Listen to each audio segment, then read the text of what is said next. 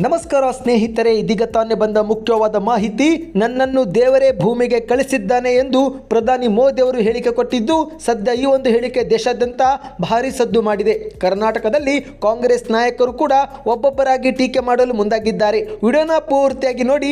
ವಿಡಿಯೋನ ಶುರು ಮಾಡೋಕ್ಕಿಂತ ಮೊದಲು ನೀವು ನಮ್ಮ ಚಾನಲ್ಗೆ ಮೊದಲು ಬಾರಿ ಭೇಟಿ ಕೊಡ್ತಾ ಇದ್ರೆ ದಯವಿಟ್ಟು ಸಬ್ಸ್ಕ್ರೈಬ್ ಬಟನ್ ಕ್ಲಿಕ್ ಮಾಡ್ತಾ ಪಕ್ಕದಲ್ಲಿ ಕಾಣಿಸುವ ಗಂಟೆ ಕೂಡ ಒತ್ತಿದ್ರೆ ರಾಜ್ಯದ ಮಾಹಿತಿ ನಿಮಗೆ ಸಿಗುತ್ತವೆ. ವಿಡಿಯೋಗೆ ಲೈಕ್ ಮಾಡ್ತಾ ನಿಮ್ಮ ಅನಿಸಿಕೆಯನ್ನು ಕಮೆಂಟ್ ಮಾಡಿ. ಹೌದು ಸ್ನೇಹಿತರೆ, ಈಗ ಲೋಕಸಭೆ ಚುನಾವಣೆಯ ಗುಂಗಿನಲ್ಲಿರುವ ರಾಜಕೀಯ ಮುಖಂಡರು ಮಾಧ್ಯಮಗಳೊಂದಿಗೆ ಮಾತನಾಡುವಾಗ ಕೆಲವೊಮ್ಮೆ ಬಾರಿ ವಿವಾದಾತ್ಮಕ ಹೇಳಿಕೆ ನೀಡುವುದರ ಮೂಲಕ ಸುದ್ದಿಯಾಗುವುದು ಸಹಜ. ಇನ್ನು ಕೆಲವರು ತಾವು ನೀಡಿರುವ ಹೇಳಿಕೆಯಿಂದಲೇ ಹಲವು ದಿನಗಳ ಕಾಲ ಟ್ರೋಲ್ ಆಗೋದು ಕೂಡ ನಾವು ನೋಡಿದ್ದೇವೆ.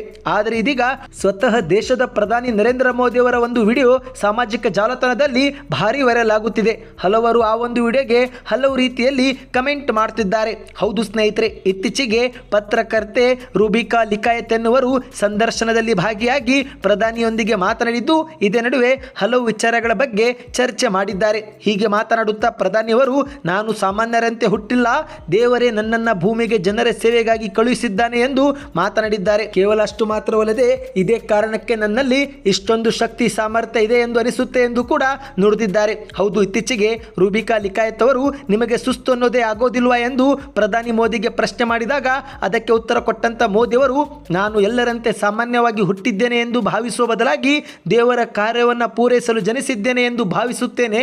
ನನಗೆ ಗೊತ್ತಿಲ್ಲ, ನಾನು ಅಂದುಕೊಂಡಿದ್ದು ತಪ್ಪ ಕಲ್ಪನೆಯೂ ಕೂಡ ಆಗಿರಬಹುದು ಅಥವಾ ನನ್ನ ಹೇಳಿಕೆಗೆ ಟೀಕೆಯೂ ಕೂಡ ವ್ಯಕ್ತವಾಗಬಹುದು, ಆದರೆ ನಾನು ಯಾವಾಗಲೂ ಹಾಗೇನೆ ಭಾವಿಸುತ್ತೇನೆ ಎಂದು ಮಾಧ್ಯಮಗಳ ಮುಂದೆ ಮೋದಿಯವರು ಹೇಳಿಕೆಯನ್ನು ಕೊಟ್ಟಿದ್ದಾರೆ. ಇನ್ನು ಇದೇ ಒಂದು ಹೇಳಿಕೆಗೆ ಈಗ ವಿರೋಧ ಪಕ್ಷದ ನಾಯಕರು ಟೀಕೆ ಮಾಡಲು ಮುಂದಾಗಿದ್ದಾರೆ. ಹೌದು, ಮೊದಲಿಗೆ ರಾಜ್ಯದಲ್ಲಿ ಸಂಸ್ಕೃತಿ ಇಲಾಖೆ ಸಚಿವರಾಗಿರುವ ಶಿವರಾಜ ತಂಗಡಗಿಯವರು ಕೊಪ್ಪಳ ಜಿಲ್ಲೆಯಲ್ಲಿ ಪ್ರಧಾನಿ ಮೋದಿಯವರ ಹೇಳಿಕೆಗೆ ಟೀಕೆ ಮಾಡಿದ್ದಾರೆ. ಪ್ರಧಾನಿ ನರೇಂದ್ರ ಮೋದಿಯವರು ತಾವೇ ದೇವರೆಂಬ ಭ್ರಮೆಯಲ್ಲಿದ್ದು ಲೋಕಸಭೆ ಚುನಾವಣೆಯಲ್ಲಿ ಬಿಜೆಪಿ ಏನಾದರೂ ಮತ್ತೆ ಗೆದ್ದರೆ ಮೋದಿಯವರು ದೇಶದ ಪ್ರತಿ ಹಳ್ಳಿಯಲ್ಲಿ ತಾವೇ ತಮ್ಮ ದೇವಸ್ಥಾನಗಳನ್ನು ನಿರ್ಮಿಸಿಕೊಳ್ಳುತ್ತಾರೆ ಎಂದು ಶಿವರಾಜ ತಂಗಡಗಿಯವರು ವ್ಯಂಗ್ಯವಾಡಿದ್ದಾರೆ. ಪ್ರಧಾನಿಯವರ ಹೇಳಿಕೆಗಳು ನೋಡಿದರೆ ದೇಶದ ಪ್ರತಿ ಹಳ್ಳಿಯಲ್ಲಿ ಅವರ ದೇವಾಲಯಗಳನ್ನು ನಿರ್ಮಿಸುವಂತೆ ಮಾಡುತ್ತದೆ.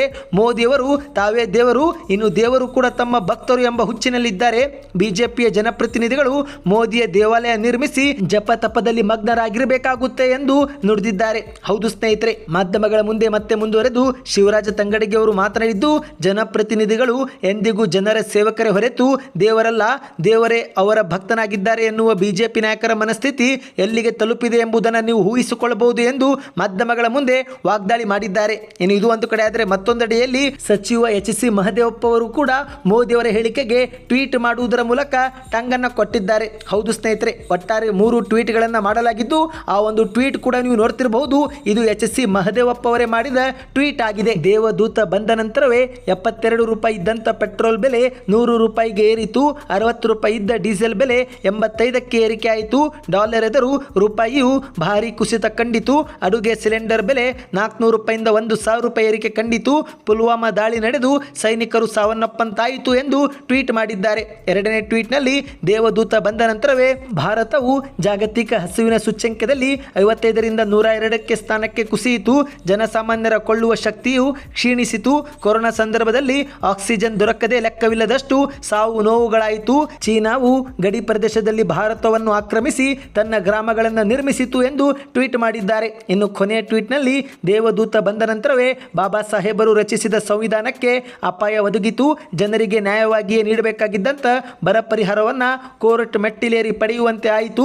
ಮಣಿಪುರದಂತಹ ರಾಜಕೀಯ ಅರಾಜಕತೆ ಮತ್ತು ಹಿಂಸೆಯು ಕಣ್ಣ ಮುಂದೆಯೇ ಜರುಗಿತು.